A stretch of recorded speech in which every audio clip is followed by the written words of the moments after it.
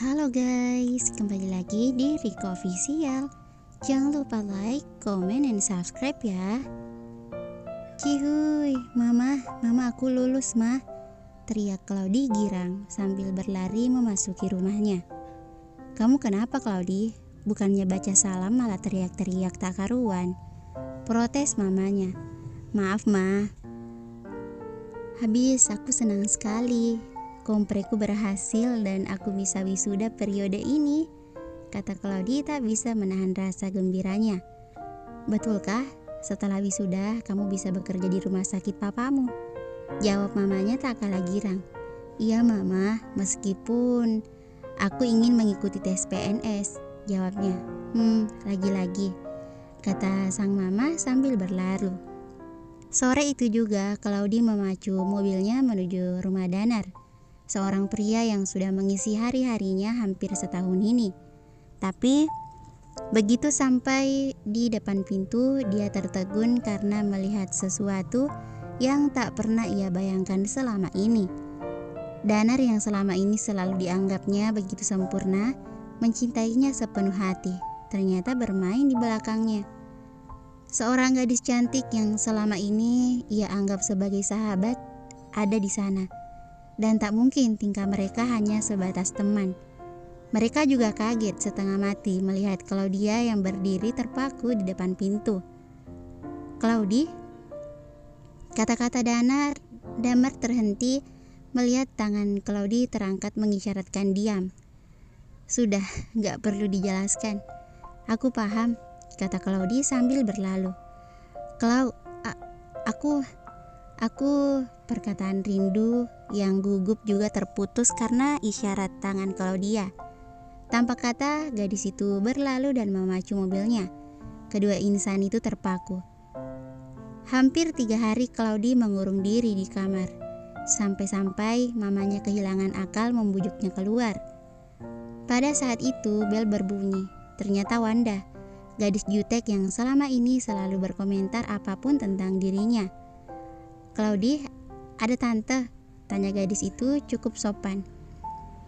Ada, tapi lagi patah hati tuh, jawab mama Claudi. Dasar, yang seperti itu dipikirin. Oh ya tante, aku boleh ketemu gak? Boleh, omelin Gi, jawab mamanya Claudia. Wanda mengetuk pintu kamarnya Claudia. Claudi, buka dong, masa gitu aja kalah, pakai nangis Bombay segala. Buka, kalau enggak pintunya kudobrak. Kuhitung sampai 3 nih. Ternyata ancaman Wanda berhasil. Pintu terbuka. Nampaklah pemandangan kamar yang berantakan seperti habis ditinggal setahun. Ya ampun, ini apa ya? Tanya Wanda heran. Lo kenapa? Putus?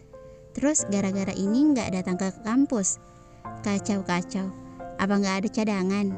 Kayak cewek yang gak laku aja. Cuma dia yang mau sama lo. Cowok banyak neng. Masa gitu aja dunia lo udah berakhir? Lagi pula dulu gue kan udah pernah bilang sama lo, mereka mengkhianati lo. Tapi lo terlalu percaya sama si sayang lo itu kan, dan bilang gue bohong. Wanda sengaja menekankan kata si sayang lo itu pada Claudi. Wanda terus berceloteria mengejek Claudi. Akhirnya telinga gadis itu panas juga. Dengan hati mantap, ia menghapus air matanya. Mandi Gih, kita selesaikan tugas kita. Kan belum selesai non. Pokoknya harus wisuda periode ini ya.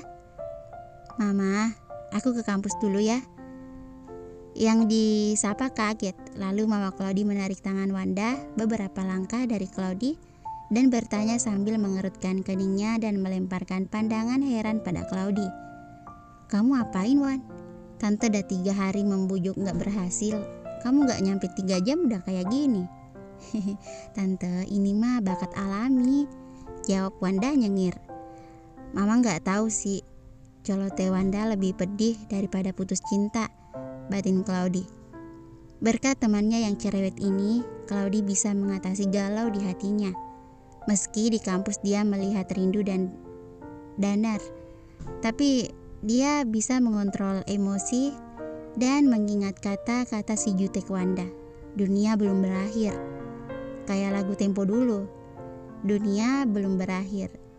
Bila kau putuskan aku, masih banyak temanku di sini menemaniku. Tapi dia kan gak diputusin, cuma diduain. Danar malah kaget gak nyangka Claudi bakal santai kayak ini. Dia sedikit kecewa, ternyata dia gak seistimewa bayangannya bagi Claudi. Dalam 3 hari, dah dilupain. Nyesek juga sih, pikirnya. Akhirnya hari wisuda telah datang. Gelar dokter telah diraih.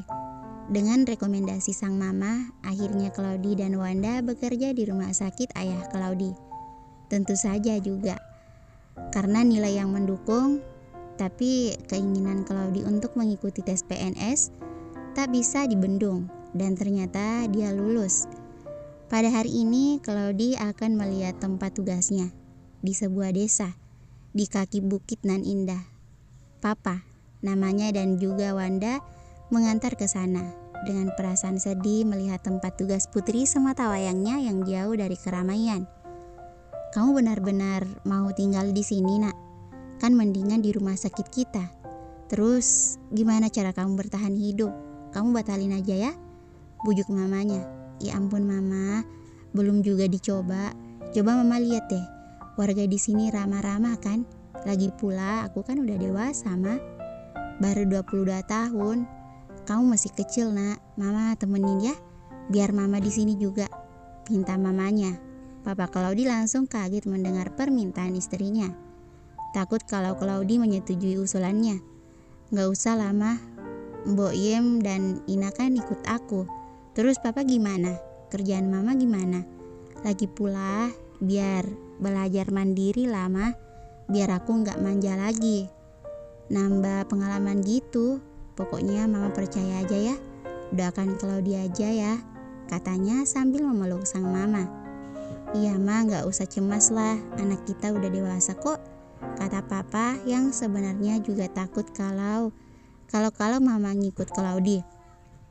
Beberapa hari sebelum hari ini, Papa Claudi sudah survei ke desa ini, menemui kepala desa, meminta untuk merenovasi rumah dinas yang akan ditempati putrinya. Bahkan mencari informasi jika ada tanah yang akan dijual di sekitar puskesmas, karena ia berencana untuk membangun villa di desa ini. Dan jika sewaktu-waktu mereka ke sana, mereka bisa menginap. Apalagi membayangkan istrinya yang sudah pasti akan sering bolak-balik mengunjungi putrinya. Dan syukurlah dia menemukan tanah tersebut dan sudah mulai merencanakan untuk pembangunannya. Claudi melirik ke arah Wanda yang dari tadi diam 1000 bahasa. Kenapa dengan anak ini? Apa dia sakit? Jangankan mendengar coletehannya, satu huruf pun gak keluar dari bibir tipisnya, batin Claudi. Merasa ada yang memperhatikannya, Wanda menoleh. Dia melihat Claudi yang memandang lembut padanya sambil mengangkat alis, seolah-olah dia tahu yang ditanyakan Claudi. Aku tidak apa-apa, katanya sambil berlari ke arah Claudi dan memeluk sahabatnya itu. Sudah, jangan nangis, meski ketinggalan kan dunia belum berakhir. Meski kutinggalkan, goda Claudi yang disambut dengan pukulan lembut Wanda ke lengan atas Claudi, yang membuat gadis itu pura-pura kesakitan. Setelah semua beres, Papa, Mama, dan Wanda kembali ke kota mereka dengan perasaan sedih. Claudi ditinggal di desa ini. Kabar tentang datangnya dokter cantik itu telah menyebar ke seantero desa. Tak sedikit pria yang pura-pura sakit datang ke puskesmas itu setiap harinya hanya untuk melihat wajahnya. Tentu saja Claudi mengetahui kalau mereka tidak benar-benar sakit, tapi dia tetap bertanya banyak hal pada mereka. Sikapnya yang ramah dan wajah yang manis membuat dokter muda ini menjadi buah bibir di desa itu. Desas-desus tentang dokter muda ini akhirnya sampai juga ke telinga Pak Kades. Meskipun dia telah bertemu dengan ayah Claudi, tapi dia tidak pernah bertemu dengan dokter itu. Akhirnya Pak Kades muda ini malah ikut penasaran seperti apa sebenarnya gadis itu. Bersambung. Thank you for watching.